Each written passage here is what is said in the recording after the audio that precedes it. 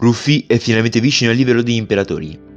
Ciao ragazzi, qui vi parla Goldgem, come state? Abbiamo finalmente il capitolo 1026 dopo esserci lasciati con l'ultimo scontro con Kaido. Prima di cominciare ti chiedo di mettere mi piace al video, di iscriverti se non lo hai già fatto per supportarmi e farmi sapere nei commenti il tuo punto di vista. Detto ciò, iniziamo.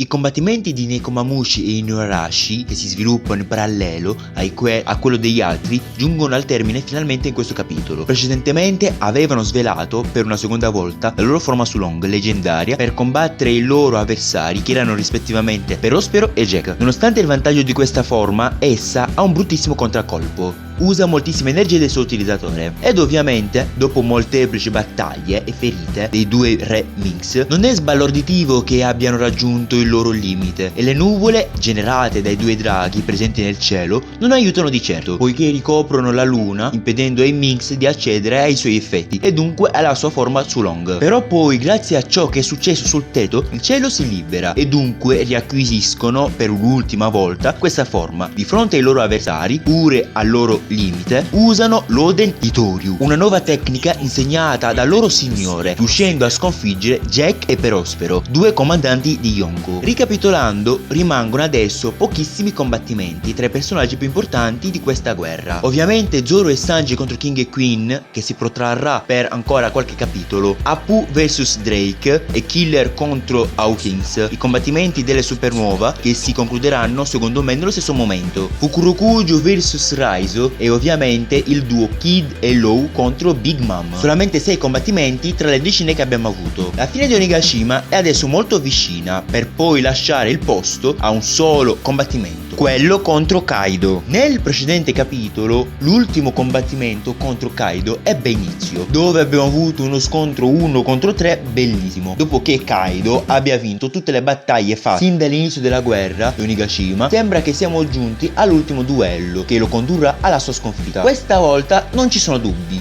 Onigashima è al suo apice, nonostante alcune cose che siano state accennate e non svelate al 100%. Come è stato menzionato in questo capitolo, Momonosuke dovrà usare lo stesso Boro Breath di Kaido. Essendo il suo frutto una copia di quello di Kaido, penso che riuscirà a invocare la potenza di elementi o anche le nuvole di fuoco che sollevano Onigashima e che solo i draghi possono evocare. Dunque Momonosuke dovrà ritenere Onigashima mentre Yamato e Ruffy si occupano di Kaido. La forza sprigionata da questo duo sarà anche potente, però solo Ruffy ha le capacità necessarie per infliggere il colpo di grazia a Kaido. Difatti in questo capitolo Oda ci ha fatto vedere che egli ha una forza superiore a quella di Yamato, poiché senza essere in Gear Force è riuscito ad abbattere Kaido con solo la potenza del suo Elephant Gun, una cosa che Yamato sarà riuscito a fare usando tutte le carte che aveva in mano. Dunque si può notare che Ruffy si ritiene usando una parte di questa nuova forza che ci ha svelato nel capitolo 1010. Arriviamo infine alle due pagine che mi hanno fatto venire la pelle d'oca, così tanto da quando vedo One Piece. Kaido nella sua forma ibrida riprende la sua mazza chiodata, chiedendo a Ruffy se potesse mai riuscire a batterlo, e Ruffy risponde: purché io sia ancora in vita le possibilità sono illimitate. I due avversari si preparano e Kaido attacca con la sua mazza chiodata mentre Ruffy attacca con il suo pugno, tutti e due usando il rivestimento dell'Haki del re, creando un'onda d'urto dall'impatto così intenso e così potente che è un fenomeno che abbiamo quando i due imperatori si confrontano si ripete. Il cielo si divide in due, come al momento dell'incontro tra Shanks e Barbabianca. Ecco che il cielo si divide nuovamente in questo capitolo. Ruffy oggi ha finalmente raggiunto un livello che è praticamente corrispondente a quello di un Yonko. Ruffy, riuscendo a fare ciò, ci dimostra che è sempre più vicino al livello degli imperatori, divenendo colui che diverrà il re dei pirati, poiché oggi ci dimostra che solo a 19 anni non ha più rivali. Dunque dopo Wano è evidente che avremo l'incontro tanto atteso tra Ruffy e Shanks. Siete numerosi a pensare che sia ben presto è che Ruffy non ha effettivamente combattuto solo contro Kaido e che dovrà la sua futura vittoria all'aiuto di tutti quelli che lo hanno scontrato fino adesso in questa guerra. E non vi do torto, perché Ruffy non ha effettivamente il vero livello per battere un imperatore. Sarà solo nel combattimento con Teach, che sarà diventato il più potente tra gli imperatori, che Ruffy raggiungerà senza dubbio il livello di re dei pirati, e ciò sarà preceduto dal risveglio del suo furto del diavolo. Riuscirà dunque a portare al massimo la potenza delle sue tecniche e dunque sempre più vicino a raggiungere il suo ultimo obiettivo.